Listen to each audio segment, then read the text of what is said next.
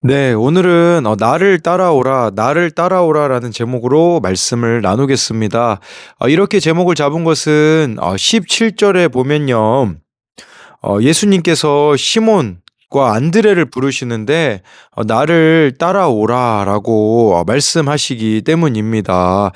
이것은 우리들의 삶의 방향을 예수님 뒤로 돌리라는 급진적인 부르심이라고 할 수 있습니다. 쉽게 말하자면 예수님을 앞세우고 나는 예수님의 뒤를 따르는 삶을 선택하라라는 의미가 될 수 있습니다. 그렇다면 예수님을 구체적으로 따른다라는 것은요, 내 기준, 내 억울함, 내 피해 의식을 뒤로 하고 정말 말씀에서 뭐라고 하고 있는가? 거기에 반응하는 것이 바로 예수님 뒤를 따르는 것이라고 볼 수가 있는 것입니다. 그래서 오늘 예수님을 따르려면 우리가 무엇을 해야 될지 두 가지를 나눌 텐데요. 첫 번째로요. 예수님을 따르려면 광야를 통과해야 합니다. 12절인데요. 성령이 곧 예수를 광야로 몰아내신지라. 어제 말씀에 의하면 예수님께서는 요단강에서 요한에게 세례를 받으시는데 하늘로부터 소리가 났습니다. 너는 내 사랑하는 아들이라 내가 너를 기뻐하노라 라고 하나님이 말씀하셨습니다. 그 후에 곧바로 이어지는 말씀이 바로 오늘 말씀인데 성령이 예수님을 광야로 몰아내신 것입니다. 예수님께서 피할 수 없으시도록 강제로 광야로 보냄을 받으셨습니다. 여러분, 성령에 이끌린다라는 것은 분명히 그 안에 내면적인 충동이 있을 수밖에 없을 것입니다. 그러니까 저와 여러분들에게도 마찬가지로 성령이 우리를 광야로 몰아내실 때가 있어요. 성령 충만이 갈등 충만이라는 말이 있지 않습니까? 그러니까 이렇게 광야와 같은 곳으로 우리도 이렇게 이끌림을 받을 때, 성령께 이끌림을 받을 때에요. 내면에서 갈등이 시작될 수밖에 없습니다. 내 자아는 자꾸만 성령의 이끄심을 거부하기 때문입니다. 자꾸 타협하거나 계산하다가 결국에는 하나님의 뜻을 내려놓거나 저버리게 되어지는 일들이 얼마나 많이 있습니까? 성령이 예수를 광야로 몰아내셨다고 하는데 여러분, 광야는 어떤 곳입니까? 광야는 사람이 없는 곳, 의지할 것이 없는 곳, 먹을 것도 없는 것입니다. 즉, 광야는 모든 외로움과 결핍과 시험과 정체성 흔들림의 자리라고 할 수 있습니다. 그런데 여러분, 여기서 몰아내신지라라는 게 현재형으로 쓰였습니다. 아니, 이게 이전에 있었던 일이기 때문에 과거형으로 쓰여야 되지 않겠습니까? 그런데 왜 이것이 현재형으로 쓰여 있겠습니까? 그 이유는 광야로 내몰리는 것은 마가의 시대뿐 아니라 오늘날에도 계속 진행되는 일이기 때문입니다. 이 광야로 내몰림을 통해 예수님께서 하나님의 아들로 살게 하시는 훈련장을 경험하셨습니다. 우리도요, 예수님 믿으면 하나님 자녀가 되잖아요. 하나님의 자녀임을 확인받은 사람은 반드시 광야에서 그 고백을 시험을 받는다라는 것입니다. 13절에요. 광야에서 40일을 계시면서 사탄에게 시험을 받으시며 들짐승과 함께 계시니 천사들이 수종 들더라. 예수님은 광야에서 40일을 계셨습니다. 여러분, 구약 성경에 보면 숫자 40에 대하여서 여러 가지들이 나오죠. 특별한 의미들이 있는데 그 중에 여기 예수님이 40일 시험 받으신 거랑 좀 연관해 보자면요. 이스라엘 백성들이요, 출애굽을 하지 않습니까? 그때 40년간 광야에서 방황을 하였습니다. 그러니까 이스라엘 백성들에게는 불순종의 경험, 실패의 경험이 그 숫자 40에 담겨 있는 것이죠. 그러나 예수님은요, 광야에서 승리하셨음을 우리들에게 대조적으로 보여주고 있습니다. 이 광야에서 예수님은 사탄에게 시험을 받으셨습니다. 다른 복음서에 보면 세 가지 시험을 받으셨다라고 나오는데요. 근데 여기 마가복음에서는 따로 그런 것들을 언급하고 있지 않기 때문에 이 시험에 대하여서 우리가 좀 두 가지 의미로 좀 생각해 봐야 되는 게 있는데, 이 시험이 사탄의 의도로 쓰이면요, 유혹하다, 넘어뜨리려 하다라는 의미를 가지고 있습니다. 그러나 여러분, 이 시험이 하나님이 허락하신 결과로 볼 때는요, 이 시험은요, 검증하다라는 의미가 있습니다. 중요한 것은요, 여러분, 이게 사탄이 주는 시험인지 하나님이 주시는 시험인지 이걸 어떻게 분별할 수 있겠습니까? 중요한 것은요, 통과하고 나면 알 수가 있게 되어지는 거죠. 이 광야에서 도망가면 시험에서 지겠지만, 이 광야에 하나님이 머물라고 하실 때까지 머문다면 그것은 연단이 되어지는 하나님이 주시는 시험이 되는 것이죠. 사탄은 우리들을 넘어뜨리려고 시험을 합니다. 하지만 하나님께서는 그 시험을 통해 예수님의 정체성과 사명을 오히려 드러내셨다라는 겁니다. 여기 13절에서 우리가 또 살펴보아야 되는 게 있는데요. 들짐승과 함께 계시니 천사들이 수종들더라. 이 들짐승과 함께 계신다. 크게 한 두 가지 견해 정도가 있더라고요. 하나는요, 이 들짐승과 예수님이 함께 하셨다라는 것은 위험성, 위험한 환경에 계셨다라고 보는 견해가 있고요. 왜냐하면 광야가 실제로 그렇게 위험한 곳이기 때문이죠. 그러나 다른 한편은요, 이 말씀이 이루어진 거다라고 보는 게 있는데, 이 말씀이 뭐냐? 이사야서 11장 6절부터 9절입니다.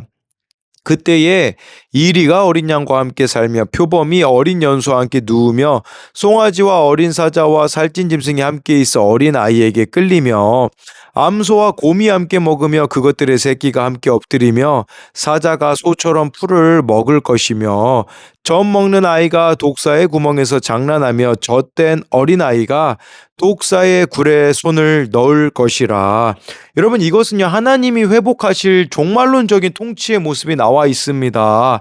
여기 보면요, 사람과 짐승들 사이, 짐승과 짐승 사이의 평화의 이미지로 그려지게 되는데, 마가는요, 자신의 이 복음서 시작에 광야에서 들짐승과 함께 평화롭게 공존하고 계시는 예수님의 모습을 보여주고 있는다라는 거죠.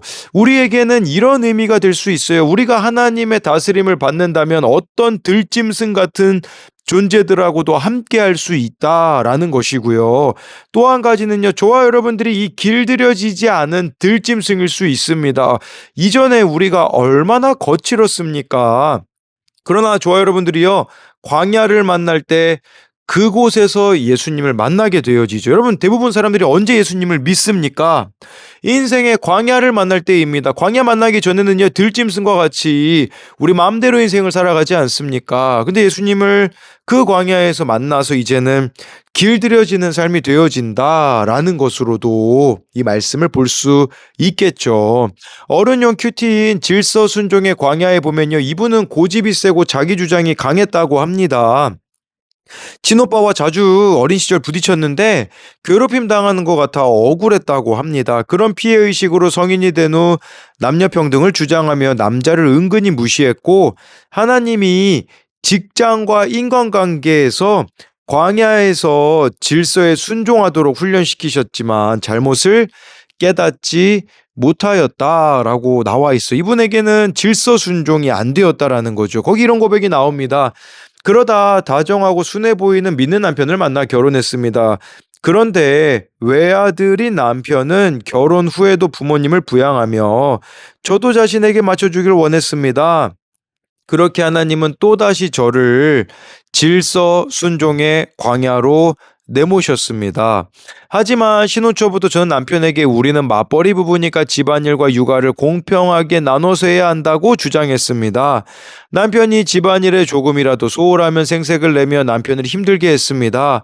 그리고 남편이 집안일을 도와준다고 말하면 이건 당연히 같이 해야 하는 거지 도와주는 게 아니야 라고 했습니다. 그러자 하나님은 제가 회개하고 복음을 믿도록 지인을 통해 저를 믿음의 공동체로 부르셨습니다. 이후 구속사의 말씀을 들으며 아내의 머리인 남편에게 순종하지 않는 것이 창조 질서를 거스르는 저의 질긴 죄임을 깨닫고 마침내 회개의 눈물을 쏟았습니다. 바로 적용하지 못해도 제가 죄인임이 인정되니 남편을 향한 미움과 생색이 줄어들고 가정에도 화평이 찾아왔습니다. 불순종의 악으로 지옥을 살 뻔한 저를 불러주셔서 질서에 순종하는 법을 배우게 하신 하나님께 감사드립니다. 여러분, 이처럼 우리 각자가 이 광야가 필요합니다. 그 가운데서 이제 순종하는 법을 배워야 하는데, 우리들 가운데 정말 이 들짐승과 같이 있잖아요. 다루어지고 싶어 하지 않는 것들, 이런 것들이 무엇이 있는가를 생각해 보자라는 것입니다. 계속해서 14절, 15절을 보면요. 요한이 잡힌 후 예수께서 갈릴리에 오셔서 하나님의 복음을 전파하여 이르시되 때가 찼고 하나님의 나라가 가까이 왔으니 회개하고 복음을 믿으라 하시더라. 14절에 요한이 잡힌 후라고 하는데 여기서 말하는 요한은 예수님 오실 길을 준비한 세례 요한을 가리킵니다. 예수님은요 갈릴리에 오셔서 하나님의 복음을 전파하셨습니다. 여러분, 이 갈릴리라는 지역은 한때 버림받은 땅이라고 하여서요 가불이라고 불렸습니다. 그리고 당시 갈릴리는 변방이고 호남 문화였으며 무시받던 지역입니다. 그러나 버려진 이 땅에서 예수님을 통해 하나님의 나라가 시작이 되었습니다. 여러분, 이 갈릴리는 어디라고 볼 수 있겠습니까? 저와 여러분들의 부끄러운 삶의 현장이라고도 볼 수 있습니다. 예수님은 죄 많고 뒤엉킨 삶의 현장으로 직접 찾아오셨습니다. 이 갈릴리는 여러분들의 가정이 될 수가 있겠죠. 그곳에 예수님이 찾아오게 되어진다면 이제 우리가 해야 되는 게 뭐겠습니까? 때가 찼고 하나님의 나라가 가까이 왔으니 회개하고 복음을 믿으라 라고 말씀해 주고 있습니다. 여러분, 이제 우리가 해야 되는 거 회개하고 복음 예수 그리스도를 믿어야 한다라는 것이겠죠. 그렇게 되기 위하여서 필요한 게 뭐겠습니까? 하나님의 나라. 이 하나님의 나라는 장소적인 개념이 아니라 다스림의 개념입니다. 저와 여러분들이 하나님의 다스림을 받아야 된다라는 거죠. 그러면 버려야 될 나라가 있습니다. 어떤 나라일까요? 내가 주인인 내 나라를 버리는 거. 여러분, 그게 회개하고 복음을 믿는 것이라고 할 수가 있습니다. 그래서 이것에 대한 적용 질문은요. 요즘 내 삶에서 피하고 싶지만 계속 마주하게 되는 광야는 어디입니까? 또는 무엇입니까? 이 광야에서 하나님께서는 내가 무엇을 내려놓고 무엇을 붙들라고 하십니까? 또 한 가지는요. 나는 하나님의 때를 믿고 기다립니까? 오늘 그러니까 하나님의 나라가 임하기 위하여서 내가 회개할 것은 무엇입니까? 그래서 우리가 하나님의 다스림을 받는 것이 바로 하나님의 나라가 임한 것이다 라고도 볼 수가 있습니다. 두 번째로는요, 예수님을 따르려면 버려야 하는 것이 있습니다. 16절부터 18절인데요. 갈릴리 해변으로 지나가시다가 시몬과 그 형제 안드레가 바다에 금을 던지는 것을 보시니 그들은 어부라. 예수께서 이르시되 나를 따라오라. 내가 너희로 사람을 낚는 어부가 되게 하리라 하시니 곧 그물을 버려두고 따르니라. 예수님께서는요, 시몬과 그 형제 안드레를 찾아가셨습니다. 여기서 말하는 시몬은 이후에 예수님 이름을 바꿔주시는 베드로를 말하는 것이죠. 그들을 제자로 부르셨습니다. 이것은요, 그 당시 스승이라고 할 수 있던 랍비들의 제자 선택 방식과는 다른 거였습니다. 왜냐하면 랍비들, 그 당시 스승들은요, 제자들이 배우겠다고 스스로 왔거든요. 근데 예수님은 직접 제자들을 찾아 가셨다라는 것을 말씀해 주고 있습니다. 시몬과 그 형제 안드레는 바다에 그물을 던지고 있잖아요. 이걸 통해서 우리가 좀 두 가지를 생각해 볼 수 있어요. 하나는요, 누가 제자로 부름받을까요? 그것은 바로 자기에게 주어진 인생에 충실히 살고 있는 자를 예수님은 제자로 부르셨다라는 것이에요. 또 한 가지 우리가 생각해 봐야 되는 것은요, 지금 저와 여러분들이 붙잡고 있는 인생의 그물이 무엇인가라는 거죠. 이 내가 붙잡고 있는 그물 때문에 예수님을 못 따라가게 만들어질 수 있거든요. 인생의 그물, 여러분들이 붙잡는 거 뭐가 있겠습니까? 돈이 될 수 있겠죠. 자녀가 될 수 있겠죠. 안정된 삶이 될 수 있겠죠. 예수님은요, 그걸 내려놓고 17절에 나를 따라오라고 말씀하십니다. 따라오라는 게 무슨 말이겠습니까? 우선순위가 바뀌어져야 된다라는 것이죠. 우리들의 삶의 우선순위가 바뀌어지면 뭐가 될 수 있다고 합니까? 그것은 바로 17절에 나와 있는 것처럼 사람을 낚는 어부가 되어질 수 있다라는 것이죠. 이전에 내가 붙들고 살았던 인생의 그물을 내려놓을 때 이제는요, 영혼 구원의 삶을 살아갈 수 있다라는 것을 우리들에게 말씀해주고 있는 것입니다. 그러니까 저와 여러분들의 부르심은요, 구원을 위한 부르심입니다. 바로 영혼 구원을 위한 부르심을 우리 모두가 다 받았다라는 것이죠. 그리고요, 여기 17절에요. 사람을 낳는 어부가 되게 하리라 하시니, 여러분 이것은요, 되게 하시는 건 내가 할 수 있는 게 아니라는 거예요. 내가 예수님을 따라갈 때에 되게 하시는 거죠. 예, 그래서 여러분 그렇다면요, 우리가 예수님의 제자로서 이렇게 예수님을 따라가는 삶이 되어질 수 있게 만들어 주시는 건데, 그럼 구체적으로 예수님을 따라간다라는 건 뭘까요?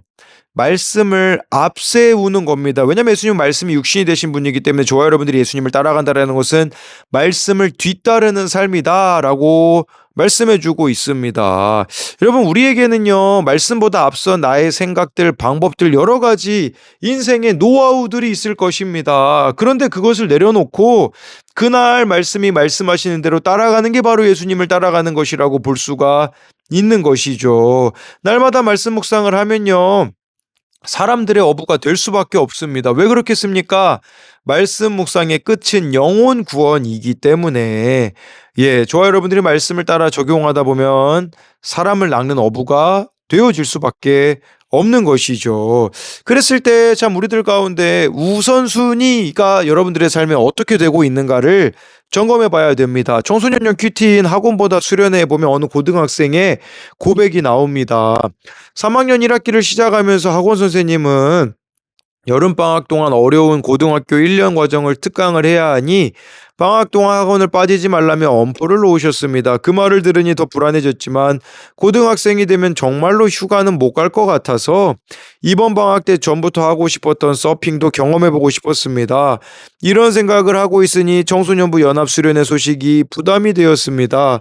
수련회와 휴가 기간 동안 빠진 수업과 숙제를 뒤따라갈 생각을 하니 막막했습니다. 오늘 본문의 예수님은 시몬, 안드레, 야고보, 요한을 부르십니다. 그런데 그 누구 하나 못한다고 핑계를 대거나 거절하지 않고 즉시 예수님을 따릅니다. 매년 가는 수련회인데 저는 계속 핑계를 대고 학원을 더 중요하게 생각한 반면 제자들은 배와 금을 아버지와 품꾼들까지도 버려두고 주님을 따르는 것을 보며 제 자신이 부러웠습니다. 라는 고백을 하였습니다. 예수님을 따른다라는 것은요, 또한 예수님이 우리들의 삶의 우선순위가 되는 것이다 라는 것을 기억해야 합니다.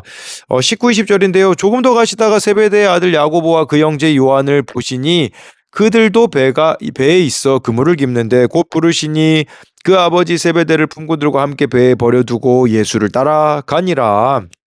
예수님께서는요, 좀 더 가시다가 세베대의 아들 야고보와 그 형제 요한을 보셨고요. 그들을 부르셨을 때 그들은 그 아버지 세베대를 꿈꾼들과 함께 배에 버려두고 예수님을 따라갔다고 합니다. 여러분, 이것 또한 가족을 미워하는 말이 아니라 하나님보다 앞선 모든 관계의 우선순위를 내려놓으라는 부르심입니다. 또한 여러분, 야고보와 요한에게 있어서 아버지 세베대는 가장 큰 의존 대상이었을 것입니다. 그리고 아버지 세베대가 품꾼들까지 쓰는 모습을 보면요, 이 자리를 포기하고 간다라는 것은 그들에게는 안정된 미래를 버려둔 것이라고 할 수 있는 것이에요. 결코 쉬운 순종이 아니었음을 여러분들에게 말씀을 드리는 겁니다. 또 마지막으로 주목해야 되는 것은 이 네 명의 제자들이 예수님을 따를 때 그들이 버린 것들이 있다는 것이 계속해서 나오잖아요. 그것들은 물건, 그물, 배도 될 수 있고요. 물건과 사람, 또 아버지와 품꾼들인데 그들이 고기를 잡는 도구를 버렸다라는 것은요, 사람을 낚는 새로운 도구, 곧 예수님의 복음을 가졌다라는 것을 말하는 것이고요. 가족들을 버렸다라는 것은 하나님의 새로운 가족을 얻을 것을 내다보게 한다라는 것이에요. 그런데요, 이게 그렇다면 예수님이 제자로 살아가는 모습 아니겠습니까? 그게 무엇입니까? 이전에 내가 삶을 지탱하는데 그렇게 썼던 도구 같은 것들이 있지 않습니까? 그것을 바꾸는 거예요. 이전에 내가 살아온 방식과는 다른 방식의 삶으로 나아간다라는 것이겠죠. 관계도 마찬가지입니다. 저와 여러분들이 예수님을 만나게 되어지면요, 이 관계는 새로운 관계가 되어질 수밖에 없는 새로운 관계 속으로 나아가야 된다라는 것을 오늘 이 말씀을 통해서 보았으면 좋겠습니다. 적용 질문은요. 지금 예수님이 나를 따라오라고 부르시는데 내가 붙잡고 놓지 못하는 그물은 무엇입니까? 예수님이 따라오라고 하는데 우리 그 그물, 인생의 그물 각자가 쥐고 있는 거 있잖아요. 그게 뭐가 있는가 물어보는 거예요. 직업, 인정, 피해의식, 억울함, 통제권, 뭐 여러 가지가 될 수 있겠죠. 또 한 가지는요. 지금 내 인생에 세배되는 누구 또는 무엇입니까? 여러분들이 가장 의존하는 그 대상이 누구인가를 묻는 바로 그런 질문이라고 할 수가 있습니다. 그럼 오늘 말씀을 요약하면요. 예수님을 따르려면 첫째로 광야를 통과해야 합니다. 정말 저와 여러분들이 광야 가운데 예수 그리스도를 만남으로써 새 시작을 해야 된다라는 것으로 광야에서 예수님 만날 수 있다라는 것으로 제가 여러분들에게 설명을 드렸습니다. 또 한 가지는요. 예수님을 따르려면요. 버려야 하는 것이 있습니다. 저와 여러분들이 전부처럼 여기고 붙잡고 있는 그 인생의 그물, 내가 가장 의존하는 대상을 내려놓아야 된다라는 것으로 여러분들에게 설명을 드렸습니다. 기도하겠습니다. 살아계신 하나님, 성령의 이끌림을 받기 원합니다. 성령의 이끌림을 받는데 가장 방해가 되는 것이 바로 나의 자아입니다. 그렇기 때문에 성령 충만이 갈등 충만이라는 말이 있습니다. 얼마나 많은 갈등들이 우리들 가운데 있는지 모릅니다. 그러나 정말 성령에 이끌려 순종함으로 나아갈 수 있게 하여 주옵시고, 또 예수님께서는 광야에서 40일 동안 사탄에게 시험을 받으시고 들짐승과 함께 계셨다라는 말씀이 나오는데 우리에게도 시험이 주어질 때가 있습니다. 그러나 그 시험 가운데 넘어지는 것이 아니라 하나님 그 시험을 잘 통과함으로써 나를 통해 이루고자 하시는 그 하나님의 뜻이 온전히 이루어질 수 있도록 은혜를 베풀어 주옵소서. 하나님, 우리들의 인생에 광야를 만날 때가 있습니다. 아무도 의지할 수 없고 아무도 도움을 주지 못하는 그 인생의 광야를 만날 때가 예수님을 만날 때임을 기억하게 하여 주사, 그 광야와 같은 시간 속에서 예수님을 만남으로써 변화되어진 우리가 되게 하여 주시고, 오늘 말씀에 예수님께서는 4명의 제자들을 부르셨습니다. 그들이 잡고 있던 인생의 그물을 버려두고 예수님을 따르는 것처럼 가장 의존하던 대상을 내려놓고 예수님을 따르는 것처럼 하나님, 우리도 그렇게 예수님을 따르는 자들이 되어줄 수 있도록 인도하여 주시고, 사람을 낚는 어부로서 영혼 구원이 우리들의 인생의 목적이 되게 하여 주실 것을 믿으며 살아계신 예수님 이름으로 기도드립니다. 아멘.